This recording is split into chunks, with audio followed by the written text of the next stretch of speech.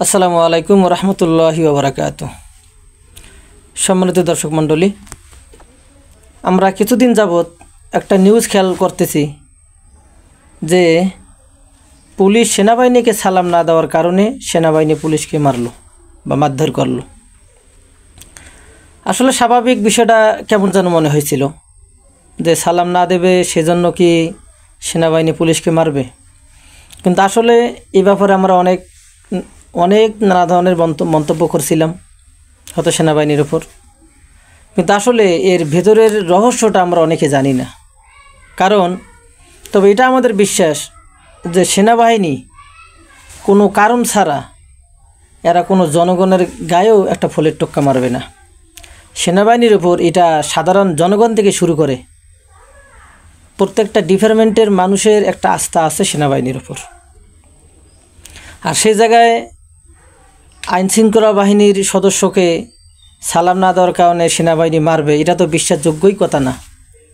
কিন্তু আসলে এর পিছনের রহস্যটা কি, এটা আমরা স্বাভাবিকভাবে ওই দিন উপস্থিত একজন সেনাবাহিনী বা একজন সেনা কর্মকর্তা তার মুখ থেকে আমরা কিছু কথা শুনি, তারপর আমি কথা বলি।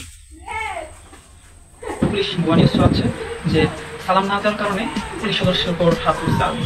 আসল ঘটনা কি জানেন, যখন জুন কমান্ডে যেতেছিল মানে বান্দরবানে যারা বন্যায় ক্ষতিগ্রস্ত হয়েছে তাদের ত্রাণ দেওয়ার জন্য, এগুলো দেখে মানে পুলিশ 3 জন সদস্য বাজারে বসেছিল, তারা নাকি তাচ্ছিল্য করতেছে যে মির্জাপুর তারা বেইমান, তারা মানুষদের সরকারের সাথে বেইমানি করছে, এখন মানুষদের যাইতেছে হেল্প করার জন্য। এটাও শুনে ফেলছে গোয়েন্দা সংস্থা লোক শোনার পরে গিয়ে পুলিশ।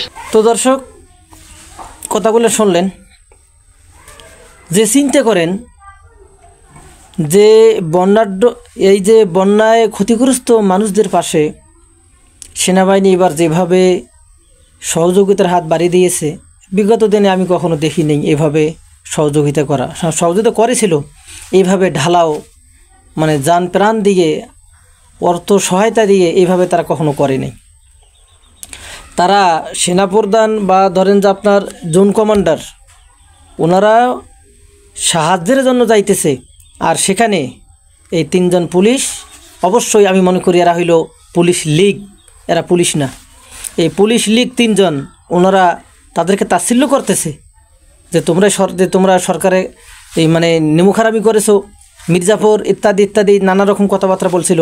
পর আরেকজন সেনাবাহিনী যখন এই কথাটা বলতে গিয়েছিল যে তোমরা একজন কমান্ডার সম্পর্কে তোমরা এমন কথা বলো কেন, তখনও তারা বলে তারা এই কমান্ডারকেও তারা মানে পাত্তা দিল না, তার মানে তেমন তাচ্ছিল্য করে আবার কথা বলল।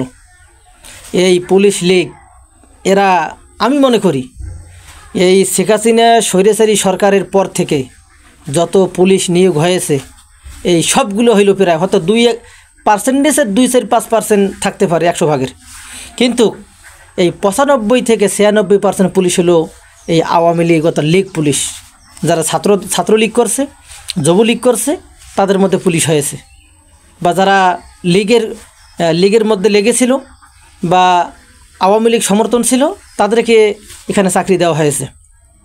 তা সুতরাং এই পুলিশ লীগকে আমরা কখনো বিশ্বাস করি না, আর এই পুলিশ লীগকে আমরা কখনো বন্ধুরূপে দেখতে চাই না, আর মানতেও পারি না। হ্যাঁ, বলতে পারেন যে কিছু পুলিশ তো ভালো আছে, সাধারণত শতকরা 1-2 জন পুলিশ ভালো, বা ভালোর মধ্যে আমরা মনে করি না, হাজারকে 2-4-5 জন ভালো থাকতে পারে, কিন্তু সেটাও খুবই কম, এত পরিমাণ কম যা আমরা পুলিশকে বিশ্বাসই করতে পারি না।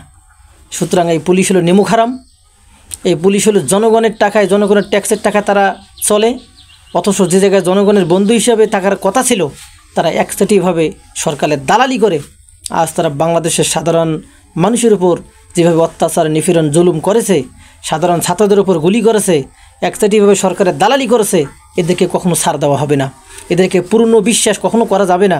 তোরা জনগণের চাকর হিসেবে থাকবি, তোরা জনগণের টাকায় তোরাই দেশে চলো, দেশে থাকো, জনগণের ট্যাক্সের টাকা তোরা চাকরি করো, জনগণের জান মালের নিরাপত্তা তোরা দিবি। যদি ঠিক মতন দিতে না পারো তো তোরা চাকরি ছেড়ে বাড়িতে যেয়ে খয়রাত করবি, কিন্তু খবরদার